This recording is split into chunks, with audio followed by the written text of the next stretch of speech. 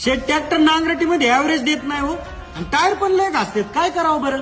बर, तुमच्या ट्रॅक्टरच्या टायर मध्ये पाणी फुल असत ना एकदम? हा, एकदम फुल भरले, एकदम टाक. आणि त्या सीटाच्या बाजूचा हायड्रोलिकचा लिव्हर ते एकदम खाली सोडला असत ना? ती पट्टी ना, हा ती एकदम खाली सोडून दिलेली. आणि टॉप लिंक कोणत्या होल मध्ये लावली बरं?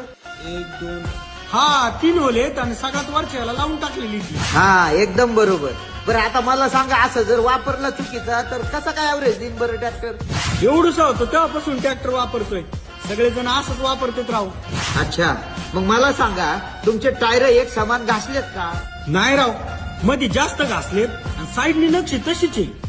टायरला मध्ये कट पडलेत आणि बटन पण उडलेत बरं का काही ठिकाणी. तर मित्रांनो, नांगरटी सारख्या शेतीच्या कामामध्ये हवा आणि पाण्याचं योग्य प्रमाण म्हणजे वॉटर बॅलेन्सिंग ही डिझेल कन्झम्पशन आणि टायरचा घसारा किंवा त्याची लाईफ यासाठी अतिशय महत्वाची गोष्ट आहे.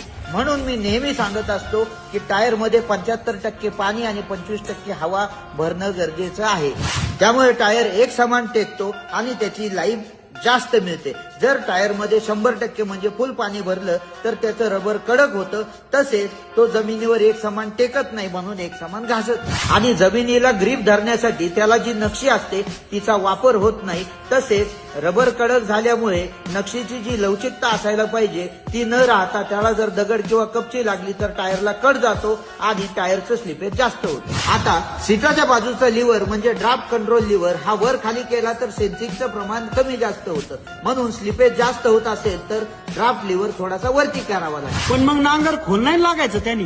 चूक. नांगराची खोली किती ठेवायची ते पोझिशन कंट्रोल म्हणजे मरगाडाच्या बाजूचा लिव्हर ठरवतो. पण मग सीटाच्या बाजूचं किती वर ठेवायचं? एकदम सोपी आयडिया करायची. पलीकडच्या लिव्हर पूर्ण खाली सोडून नांगर जमिनीवर टेकवायचा. मग सीटाच्या बाजूचा लिव्हर हळूहळू थोडा थोडा करत वर घेत यायचं. एका ठिकाणी आल्यानंतर नांगर आपोआप वरती उचलायला चालू होईल. ती झाली तुमची झिरोची सेटिंग. मग रानानुसार तुम्हाला पहिल्या मुरडाणात कळेल की तुमचा लिव्हर कुठं ठेवायचा. जर तुमचा ट्रॅक्टर लोडवर येतोय किंवा टायर फिरल्यासारखे वाटतंय असं वाटलं तर लिव्हर थोडासा वर उचलायचा, आणि जर नांगर सारखा बाहेर येतोय असं वाटलं तर लिव्हर थोडासा खाली दाबायचा. प्रत्येक रानानुसार ही सेटिंग तुम्हाला करावी लागेल. प्रॉपर सेन्सिंग झाल्यामुळे तुमचा ट्रॅक्टर डिझेल सुद्धा कमी खाईल, तसेच त्याच्या टायरचं स्लिपेज सुद्धा कमी होईल आणि टायरची लाईफ वाढेल. जॉन डियर मध्ये 3 होल पैकी सगळ्यात खालच्या होलमध्ये सगळ्यात जास्त सेन्सिंग होते, मधल्यामध्ये मीडियम सेन्सिंग होते, तर वरच्या होलमध्ये बिलकुल सेन्सिंग होत नाही. तुम्ही सुद्धा तुमच्या ट्रॅक्टरवर ही सेटिंग करून पहा आणि ऍव्हरेज मध्ये फरक पडल्यास आम्हाला कळवा. आणि माहिती आवडली असली तर सोशल मीडियावर आम्हाला फॉलो करा.